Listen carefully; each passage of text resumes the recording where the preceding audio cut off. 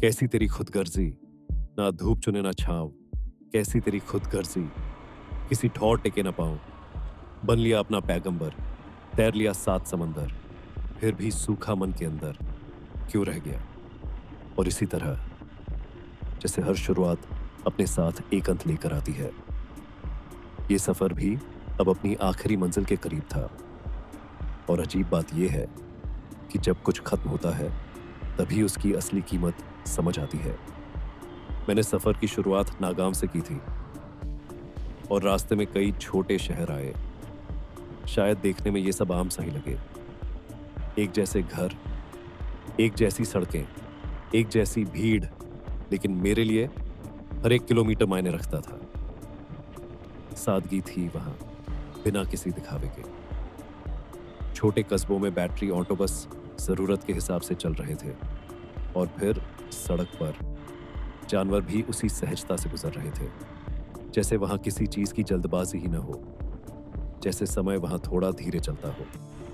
और लोगों में भी वही सादगी दिखती थी। पुरुष और महिलाएं दोनों ही ट्रेडिशनल कपड़ों में थे और अपनी सामान्य शांत जिंदगी जी रहे थे।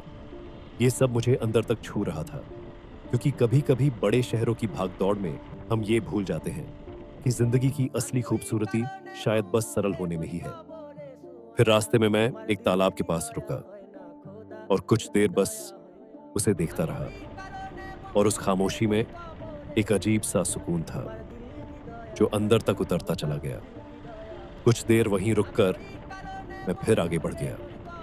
कई साल पहले मैं न्यूजीलैंड गया था और वहां वाना का ट्री देखा था, पानी के बीच अकेला खड़ा हुआ एक पेड़। लेकिन असम आते समय मुझे पता चला कि ऐसा ही एक पेड़ भारत में भी है, गुवाहाटी के पास। और उसी पल मैंने तय कर लिया था कि वहां जरूर रुकूंगा। पेड़ ब्रह्मपुत्र नदी के किनारे था और नदी बहुत ही धीरे धीरे शांति से बह रही थी।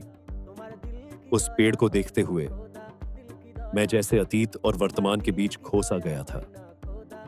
नदी की हल्की सी आवाज मुझे फिर से वर्तमान में वापस खींच ला रही थी। वहीं पास में एक कपल भी था, शायद अपने ख्वाब बुन रहे थे। और उस पल दिल से एक ही बात निकली कि जो लोग सच्चा प्यार पा लेते हैं वो सच में बहुत खुशनसीब होते हैं।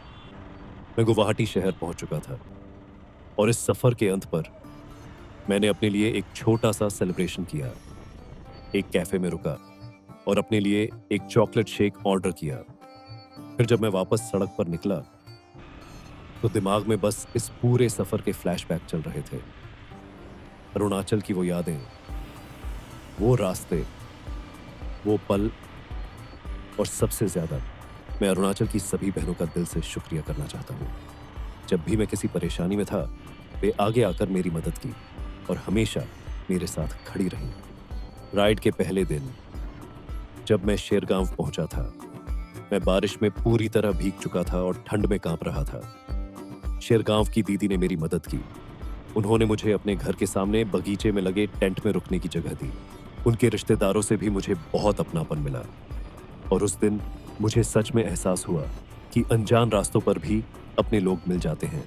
अगले दिन जब मैं दीरंग पहुंचा तब दीरंग की दीदी ने अपने रिश्तेदार को कॉल करके मेरे लिए होमस्टे का इंतजाम करवाया।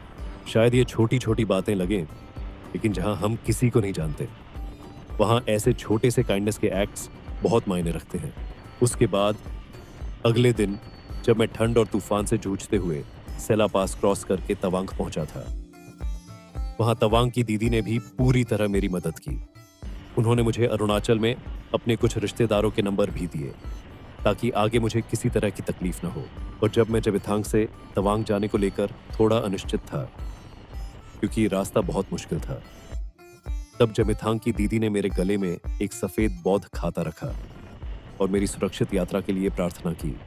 इन सारी खूबसूरत यादों को दिल में लेकर मैंने यह सफर खत्म किया। धन्यवाद।